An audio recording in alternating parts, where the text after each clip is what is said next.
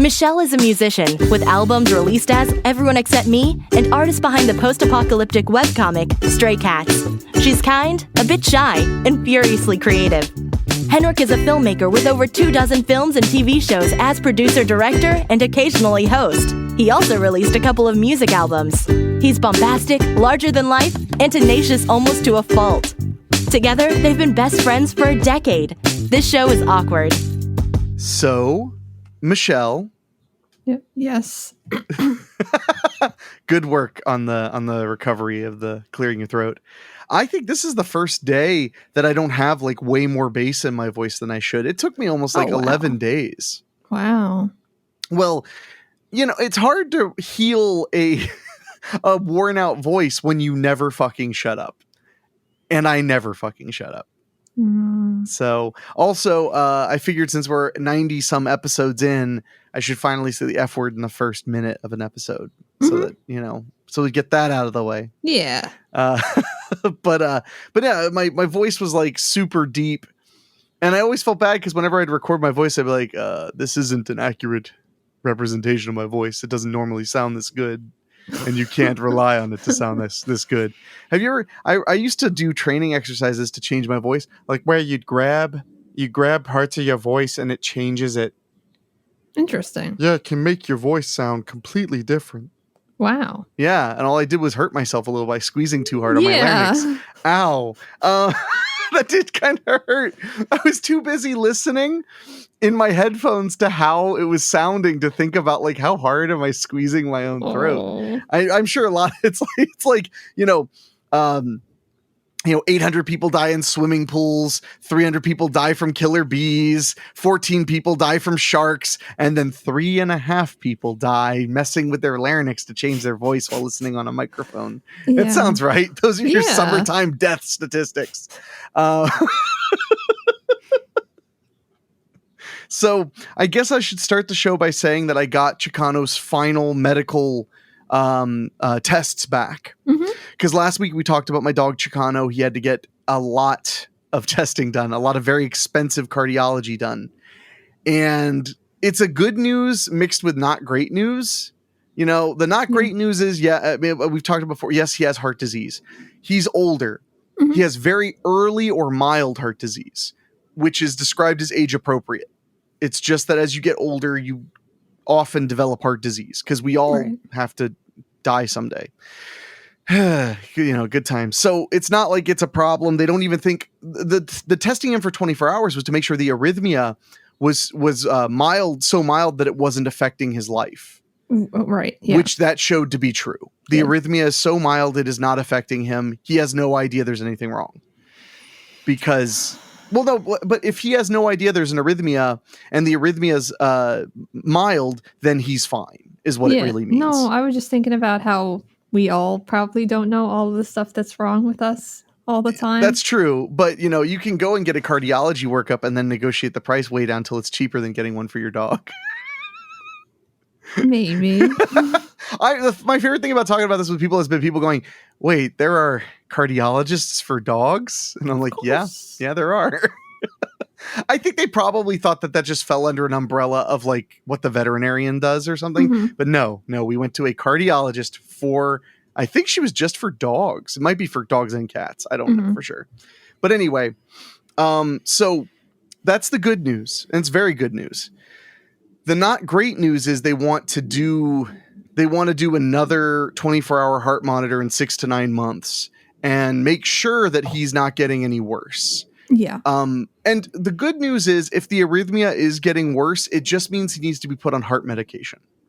It doesn't mean that he's going to pass away or, anytime soon or anything like that. It just means that we caught something incredibly early, which that sounds really good. Yeah. That sounds like a great thing that we would have caught something very, very early.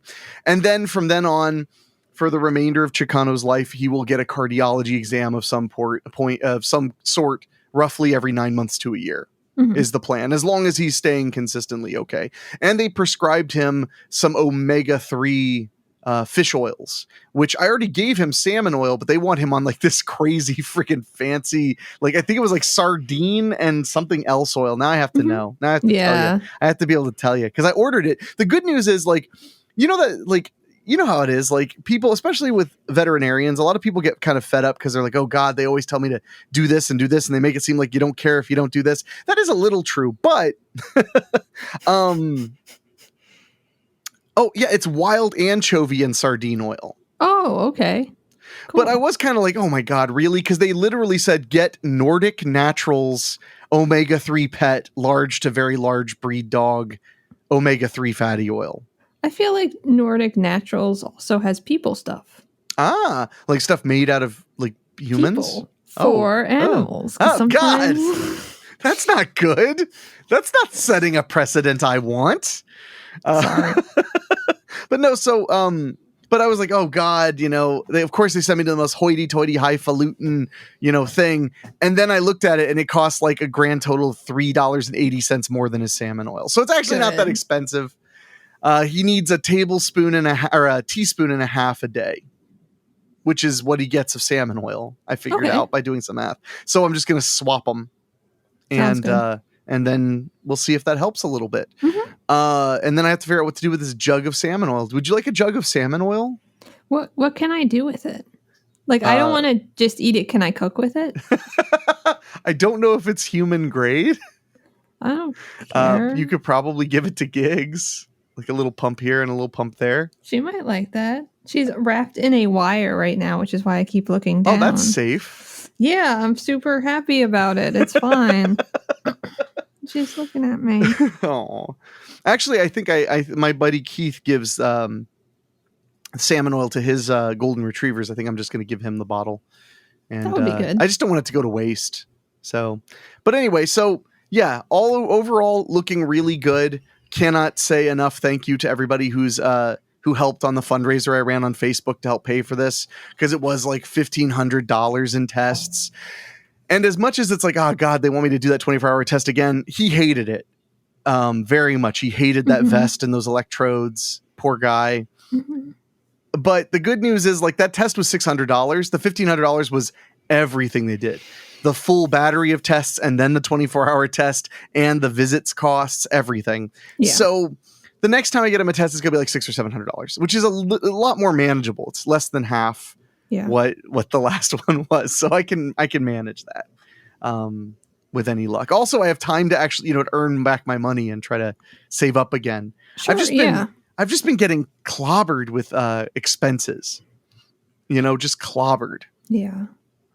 So, and then when I came to see you, you made me buy the pizza. I know. I didn't even say, would you like me to buy it? You didn't.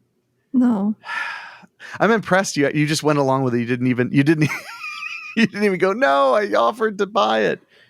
You did though. Yeah, I did. Yeah. So anyway, but that's what's up with Chicano, and therefore is what's up in my life. Because this has been a very stressful time. Been worrying about him a lot. He's asleep on my foot right now. He's been acting totally normal ever since we took the vest off. He was so happy to get that vest off. Yeah. That makes sense. So yeah, he's been napping and playing and humping his blanket just like he always did. So I'm glad that he's happy. Mm-hmm.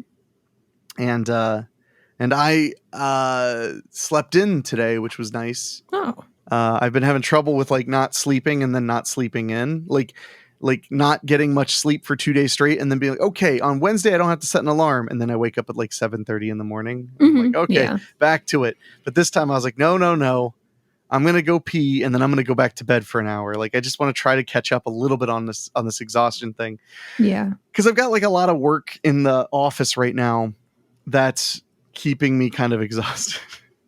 And this week is Rachel's birthday, and today, while we're recording this, is Rachel's birthday. And I'm either buying her dinner or making her dinner tonight. She hasn't decided which one she wants, because I have a bunch of tortilla and chorizo, and I could make a really nice eggs and chorizo and beans and tortilla kind of meal with some. And I got some pineapple habanero salsa. So that sounds really good. Oh, I've been eating it every single day.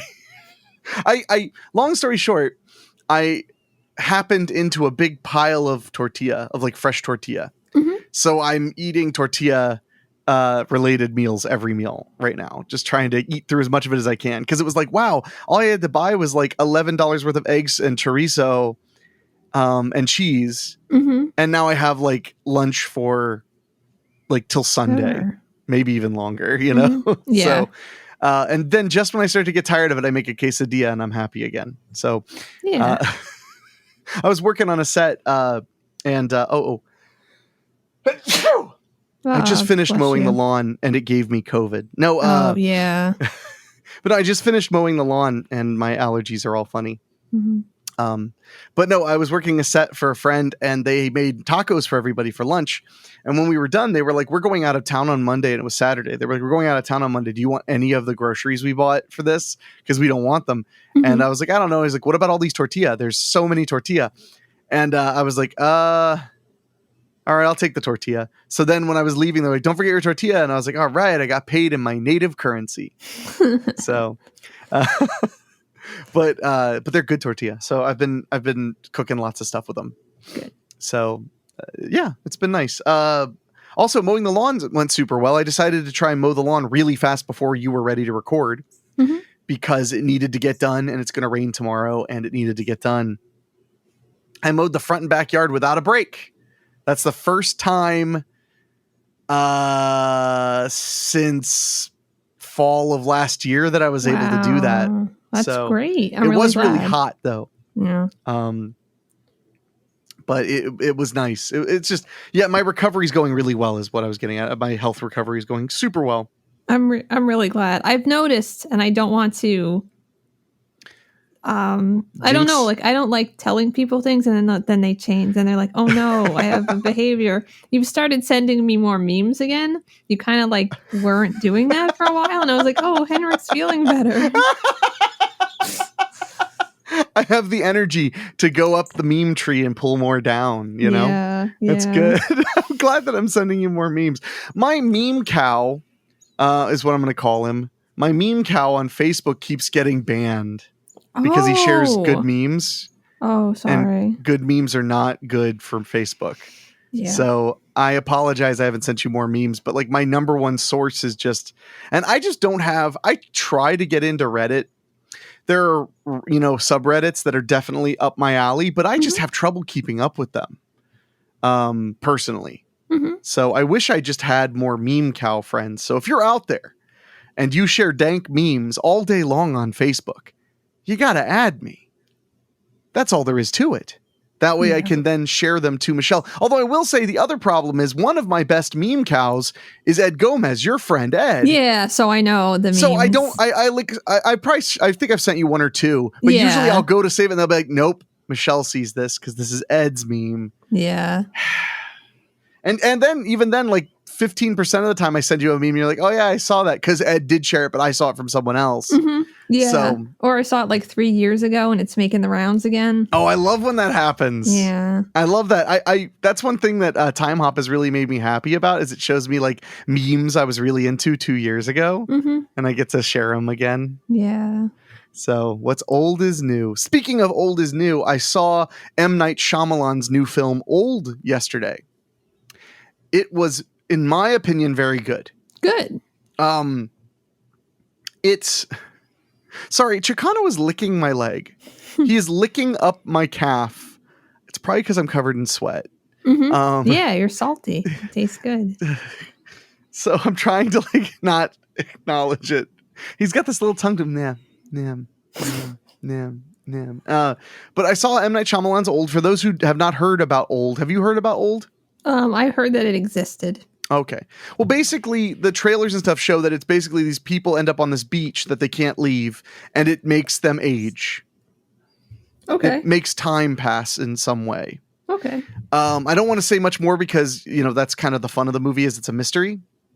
But things start getting weird and crazy, and there's all kinds of great moments and great twists. But the thing that I loved, and by loved I mean hated about that movie, it literally made me like sick to my stomach because, and people were like, was it because it was gross? And I was like, well, there were a couple of minorly gross moments, but no, it's because I was like just crammed full of dread watching it.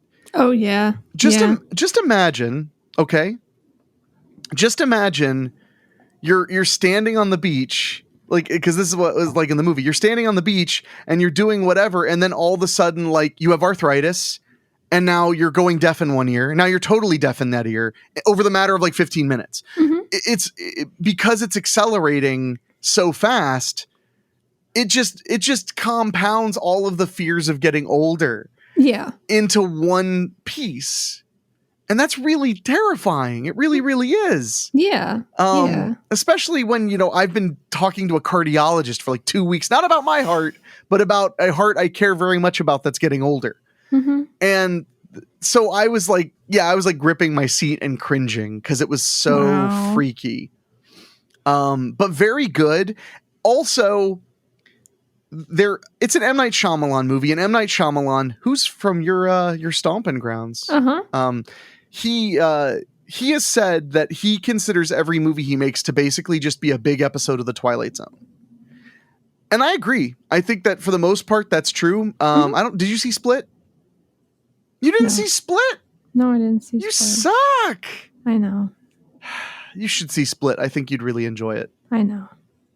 Did you see The Visit? No. What the fuck is your problem? What was the last M. Night Shyamalan movie you saw?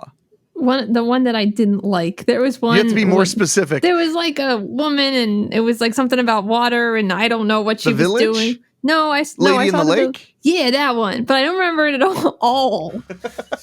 Well, he had a run of bad movies, of movies that just nobody liked. And in my opinion, starting with The Visit, he turned his career completely around. Because he's done The Visit, which I really liked. He did Split, which I really liked. Then he did Glass, which I really liked. And now he's done Old, which I really liked. I think that's all of them. But so he's famous for the twist ending. You know, that's his thing, is the twist ending.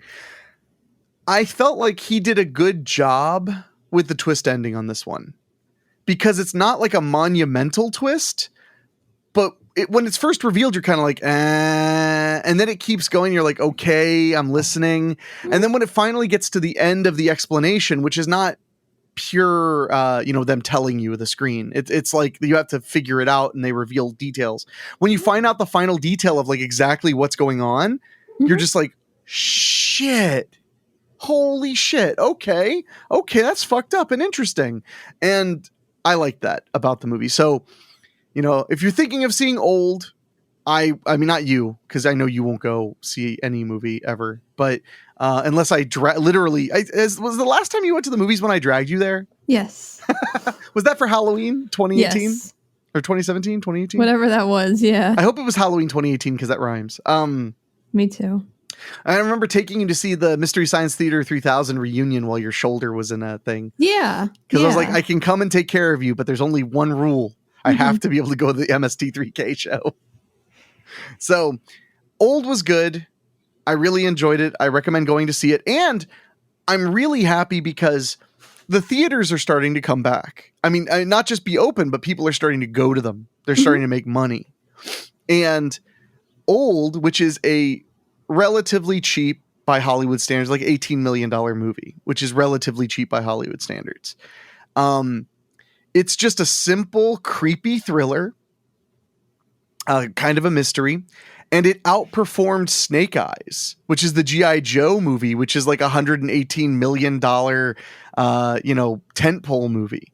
Wow. It outperformed it by a decent amount. Wow. That just makes me happy because that's always been the case. And that's what's making me think the theaters are finally really returning. People like interesting stuff. They don't only want to see... Now, don't get me wrong, because I love going and seeing a Marvel movie and having a blast with it. They're fun. Almost none of them are bad. They just start to repeat themselves a little and you need a break because they make so many of them and it just keeps, but that's okay. That's why they just keep making them. You can get off the train and get back on the train whenever you want. You can get off the train until you're not dizzy anymore, then get back on. But I love the idea that it's like, oh, well, here was just a simple, cool looking movie with a very interesting trailer and everybody rushed out to see it. And I'm like, hell yeah, that's the way it's always been. Yeah. So also I saw The Forever Purge, which is the fourth Purge movie. Oh. Fifth Purge movie. The fifth Purge movie. Because you see, there's the Purge. Then there's the Purge Anarchy. Then there's the Purge Election Year. Then there is the unfortunately titled First Purge, which has caused immense confusion, including one time when I went to the drive-in and they advertised showing the First Purge and had a poster of the First Purge. And then when the movie started, it was just The Purge. Oh, damn. Because they showed confusing. the original Purge. Yeah. Although that was a good night because I realized that I liked the original Purge more than I remembered. Good. I've always liked all of those movies and the TV series. The Purge, good. It's a good intellectual property. It's really interesting. Have you seen any of them? I saw one of them, but I don't know which one I saw. Was it all in a house? No. Okay, then it wasn't the first one. Yeah, I know it wasn't the first one. I just don't know what other one it was. Was there a armored car, not a truck, but a car that a guy was driving around in? Maybe? It was probably the Purge Anarchy. Okay. Which is my favorite one. So that means you're right. Okay. I thought it was good. Yeah. I wonder if there are any like cheap Purge box sets I can send you to make you watch them. Although you need to watch Oz. I know. Why aren't you watching Oz? I don't know. I feel like it's been over a year now since you watched Oz. I don't know. I'm worried. Sorry. We're all very worried. I know. I've been personally sending Michelle DVDs of the TV series Oz to get her to watch it all. So, and you were like deep into, you're like almost 5 seasons in. You're like 4.5 seasons in or something. Yeah. So yeah, you're literally at the second half of the 4th season, which is a double season. Anyway, talking about things that don't matter. Movie was good. And the Purge movies were good. I really enjoyed, the Forever Purge. It was very good. It took an interesting concept, which I only had one qualm with because they all the Purge movies are pretty political, but I find that they're not like you can enjoy them. That's the thing I hate. When horror fans, they get mad because movies are political, and then people are like, well, you might want to watch your George Romero movies again because they're very political. It's like, yeah, but they were interesting movies, and you could watch them and not 100% agree with them and still like them. Yeah. And that's what they're really saying. They're saying like, I'm tired of getting beaten over the head by it when like you can watch Dawn of the Dead and it's very subtle about what it has to say about American life and consumerism and stuff like that. But so The Purge, I think also manages to do well with that. The only problem I have with The Purge, so because the big thing with the Forever Purge is they decide like, oh crap, we have to get out of here because the Purge starts and then it doesn't stop. It just keeps going. Because some people have decided they're going to use the Purge to keep the riots going to try to like overthrow the government, basically. Okay.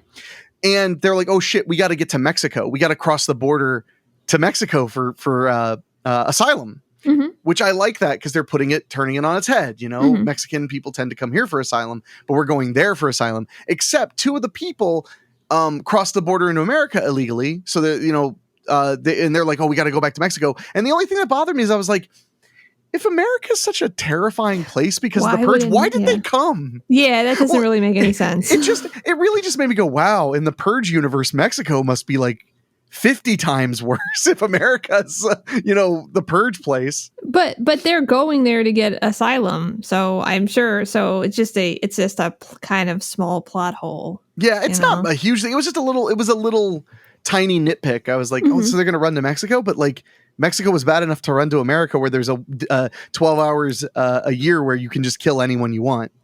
Yeah. Because I like the concept of the Purge, especially that it's a manipulation, that it's this free-for-all, but in reality, they're trying to fix it.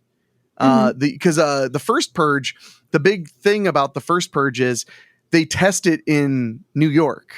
In upstate New York, or maybe it's near Manhattan. They test it in like this city block area. And people are not killing each other. They don't want to.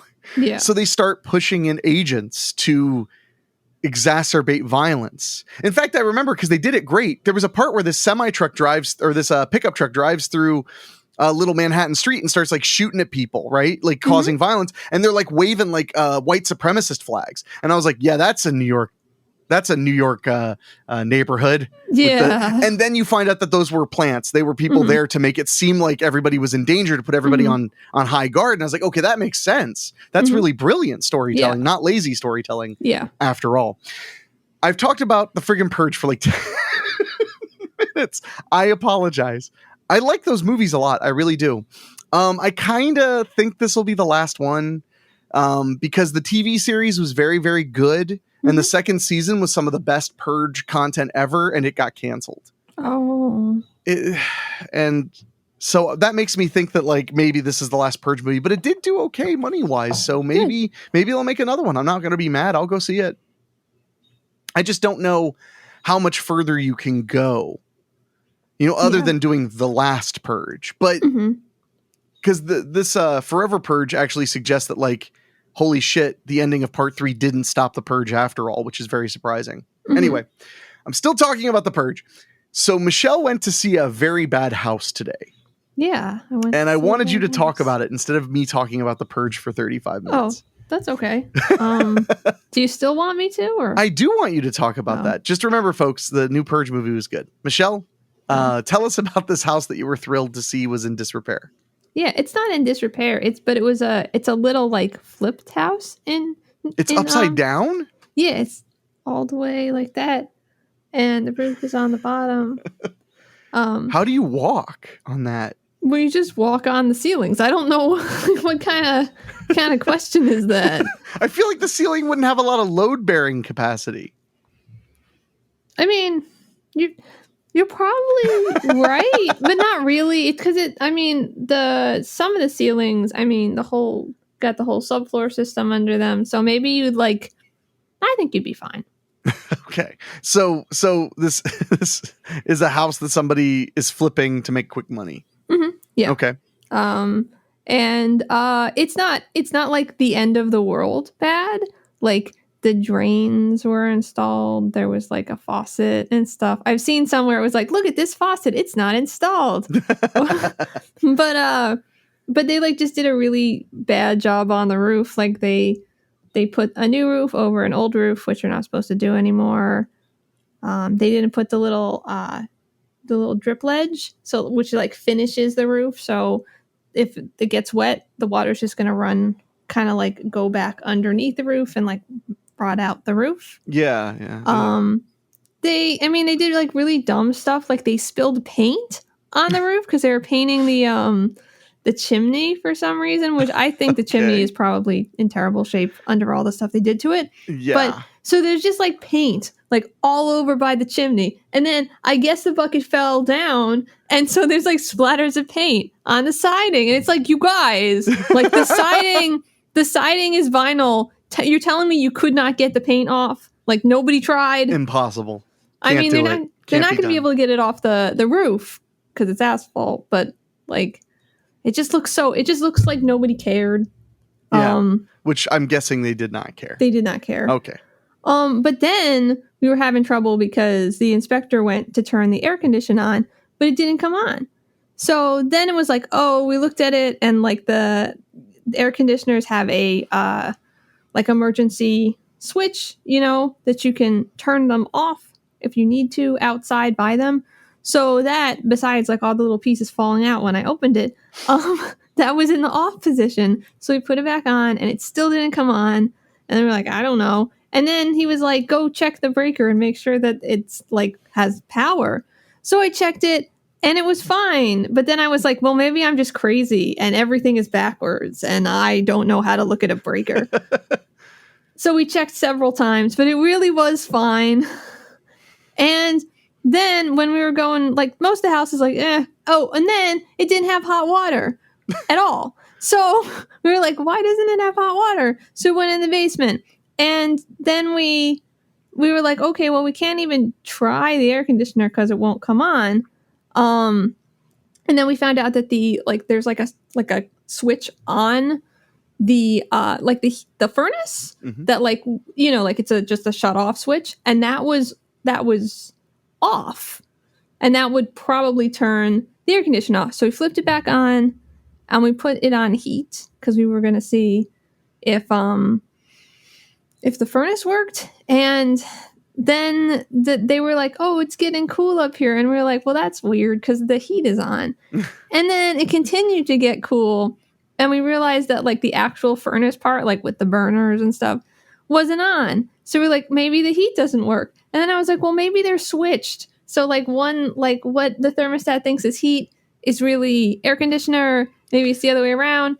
So then the inspector went up and switched it to air conditioner. and then it just stayed air conditioner.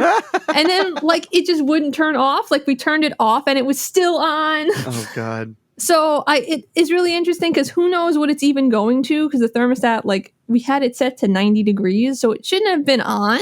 Yeah. Like it was just running. So that's why everything was off, because you can't actually turn the air conditioner off unless you like forcibly like turn it off. So that was really interesting. Because what probably happened is they miswired the thermostat. The thermostat's probably not set up correctly. Yeah. But you'd think someone would notice that? Aren't thermostats, I mean, you would know. Aren't thermostats generally easy to put a new one on? So they probably just slapped it on and went, "Great job, me," and that was the end of it. Yeah, but you'd think that they test to see if like the furnace worked. Why? That's what you're for. You're the inspector. Yeah, but like they had the house. It was they owned it. Like, don't you want to know? So that was the main issue, but then like the basement had some water in it. But oh right, and we never figured out why the water heater wouldn't turn on. And it's an electric water heater, and there was power going to it. And I don't know. It just never came on, and it was new. So those damn water heaters. Yeah. Water heaters. So was that the worst house you've seen as a? No. Okay. So. No, the worst one was No, tell me. That's what I was going to ask. What is the worst one was the one, that really giant one that like was like 4,000 square feet, but priced really low. And I was like, huh. And it turns out because everything is wrong with it, like literally everything. And like water is flowing into the basement, like you could see it coming in. Oh my and God. Like the underground like kind of French drain system must be clogged, because when the sump pump like pumps out water, it goes down, but there's a clog, so it shoots back up out, and then it goes on the ground and it goes back into the basement. So it was just like never ending water cycle. It makes you think of those cartoons. Dun dun dun dun dun dun dun dun dun dun dun dun dun dun dun dun, and it accomplishes roughly nothing or something really easy. I've been watching a plumber on YouTube. I'm starting to think I should send you a link. He has some really fun videos about being a plumber and about like stupid things he's noticed. Or like people, I think because he was talking about this one guy who was inspecting plumbing and how he was like, how did this guy miss like all of these massive problems? Like I was there and I was like, do you see this pipe that's cracked in half? Like I'm looking at it. Here, let's run some water through it. You see how none of the water comes out of the other side?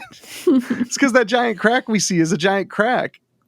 You know, he's pretty amusing, and he's from Texas, so he's charming. Oh, cool. But he has a lot of great stuff, and he also does stuff like he clogged a drain with Orbeez to see if he could unclog it with like simple like as seen on TV decloggers. Oh. Which all I learned from watching him was do not buy an as seen on TV drain declogger. Really? Unless it's like the ones that are basically a snake but cheaper. Mm-hmm. But those, even then, it's like spend $40 and get a snake. Mm-hmm. Get a drain snake. They're not that hard to use. I used one recently, and even I could use it. I remember. Yeah, it was pretty cool actually. It worked all right. So it's like I cannot recommend it. Just get a drain snake. You'll be surprised how much you can fix yourself. What? You're afraid? Oh, because you don't want to see what comes out. Exactly. Like I would like to get my certification to do sewer scopes, but I don't. God. It's not that I'm scared of what is in the drain. It's that I don't want to touch it when it comes out of the drain. I don't think you have to touch it. I mean, what about with gloves? Does it include with gloves? Oh, I don't wear gloves. Ever? So, no. No. Never. What is it? Because it doesn't go with your outfit, or? Yeah. I mean, no, I just don't like. There's not enough. I lose like tactile abilities with That's gloves. The point. You literally are like, I don't want to touch this because it's gross. I'm like, use gloves. And you're like, but then I wouldn't be able to feel it. Yeah. Yes, Michelle. Yes, correct. You win a prize. I really just don't want to see it. Like, I don't want it to come out and then exist in my environment. I want it to stay down there. So okay. Well, you don't want it to stay down there because then you're going to have a clogged drain. Well, I want it to go away, like away, but not come to me. Like that's So- not what it's supposed to do. So what you're saying is like it's worth it to just hire a plumber and be like, do what you got to do. I don't want to know anything. And then No. they'll just Yes, snake the I don't drain. know. Roto-Rooter will come and just do all the work and leave with your hair gunk muck. No, I don't want And any you're of free this. of it? I'm just gonna make sure that hair doesn't get down my drain. I thought so you were don't like, have I'm just worry gonna about it. shave my head. I thought you were about to say that. Like, I'm just gonna Sinead O'Connor it. I'm just gonna shave all my hair off and say it's in protest to the Catholic Church and move on with my life. I don't know if I could handle you bald because your hair adds so much mass to the visual of you. I don't think I have a really good head shape, and I would not look good bald. So don't worry. Okay, but we'll see because when we do that fundraiser for kids with cancer, Mhm. you have to shave your head if we reach our goal, Right. and our When goal is did we talk about $27. Oh no, really? Thanks for listening. You can email us at thisshowis awkward@gmail.com or go to awkwardshow.com or whatever. See you next time.